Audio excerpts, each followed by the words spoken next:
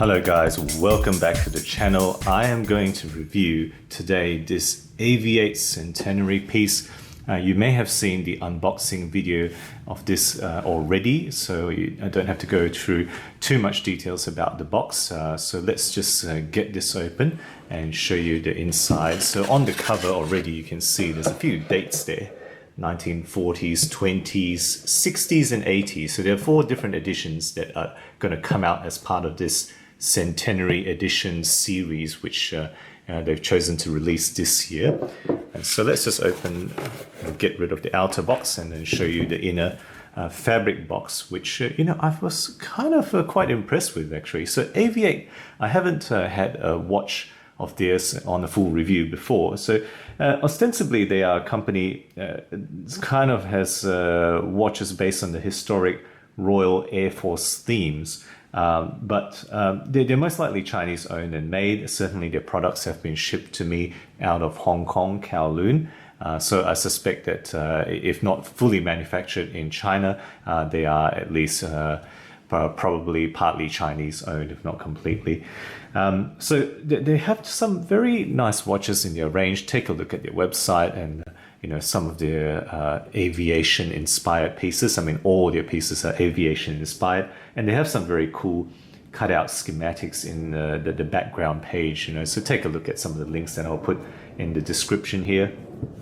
So without further ado, let's open this and show you the model that we have. So this is the Centenary edition 1940s. The model number is 4059-03, and this particular model also comes in a white dial as well as a black dial, or at least it will do when it's fully released. This box here has nothing else except for this nice steel commemorative card here, right? Limited edition 1940s, and some historic background, right? I'm not going to read all that. I'll just put it on the screen and you can pause it and read it if you wish. And there's a lot more information about the origins of AVI-8 on their website, of course, if you want to go ahead and check that out later. All right, going to put that away and let's have a look at this piece. Okay, so this particular piece, the MSRP is going to be £249, but readily available is a 15% discount or 20% discount depending on codes that you can get. I will put down my specific code in a tag as well as description down the bottom, so check that out if you wish. The movement in this particular piece is the Miyota 8218.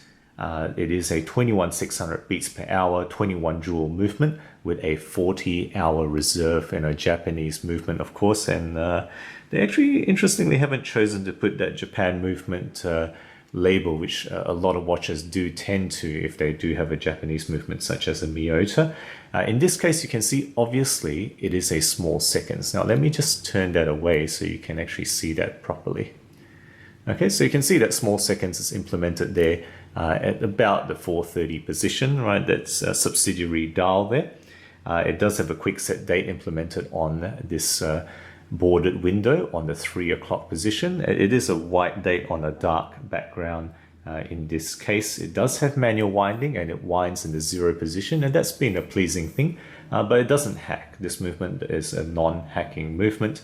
And the case is 42 millimeters in diameter. It is 13 millimeter on thickness with 22 millimeter lugs, which is quite appropriate, I think, for this size. And the lug to lug, right, length is 45.5 millimeters. As I've turned this case around, you will have seen that it is a fully brushed case, which actually I haven't minded. I've quite liked the finishing. The bezel is a kind of a beveled brushed bezel. Is fairly simple design, but I think for the theme it's quite suitable. The case back, as you can see there, showing that Miyota movement, right? Some guilloche decoration, and then a customized dial with Flyboy being the series of this watch, and then the Royal Air Force insignia, that target insignia there that's customized onto that rotor there. And you can see a few of the other features there, stainless steel 1940s over here, water resistant rating of 50 meters or 5 bars, really what that's going to say there. So yeah, so with the screw-in case back and the push crown, that is the water rating that this watch has been given. So meaning that I'm not going to be swimming with this. Certainly you wouldn't plan to if you're going to be leaving a leather strap on there. Now the dial is kind of interesting. I think perhaps that's probably the most interesting bit of the watch. It is a coarse matte finish. I don't know if any of the texture can translate onto this video here, but there is a coarse matte texture to the dial, which is quite nice. It does have applied markers. Now it's difficult to see, but you know, all the hour markers on the circumference there, as well as the minute denominations, are actually applied. They actually do stand out from the dial there. And the sword hands, as you can see implemented there, are filled with luminova, as well as numerous features on the dial. And I'll put out a lume shot. You can see how it works in the dial. It works pretty well. I think it's not as good as some of the Super Luminova C3 pieces which I have, but it works pretty well throughout the night for me. The small seconds dial, right, you've already seen there, has a kind of a train track around it, which is a nice little touch. And then of course you've got that round chapter ring around the circumference of the dial there, you know. And another little touch there is that arrow hand pointing north there in the 12 o'clock position, one of the hallmarks of some aviation pieces, not all, but some. You know, what other aviation piece things are here? Well, you've got that big crown, you know, and that's one of the hallmarks of aviator pieces. They need a big crown so they can be operated with pilot gloves on.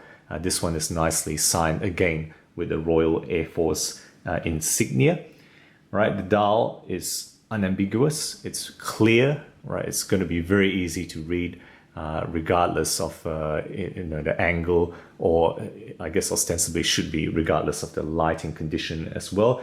Often there are 24-hour markers on a Aviator watch. In this case, they haven't gone for that. They've gone for minute markings without any numbers to tell you the hour markings. You know, most of us don't need that, of course, to tell the time.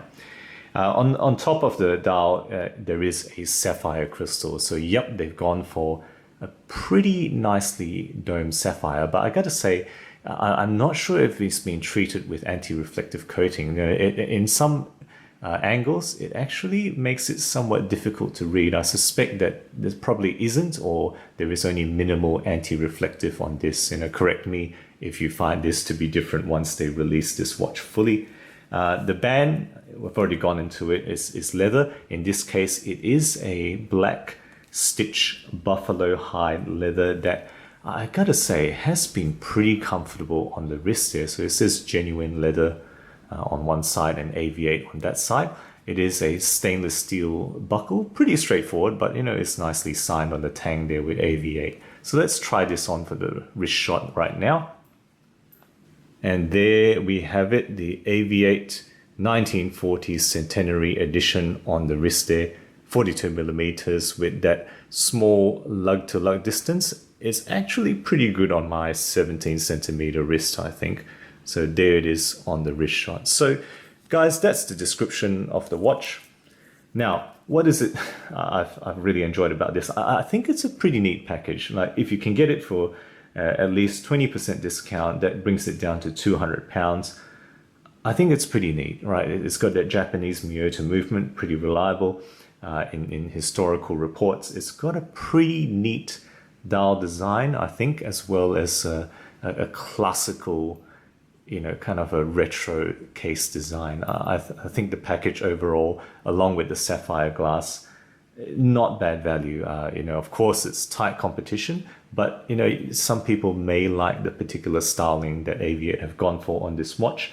And if I have to say, it is very comfortable. You know, something about the suppleness of the strap. I mean, it may not be the best quality strap out there, but it is very comfortable. And of course, you can take that out and change it onto NATO or anything else you want to put on very easily. It's got those 22 millimeter lug distance, fairly standard. What are the weaknesses?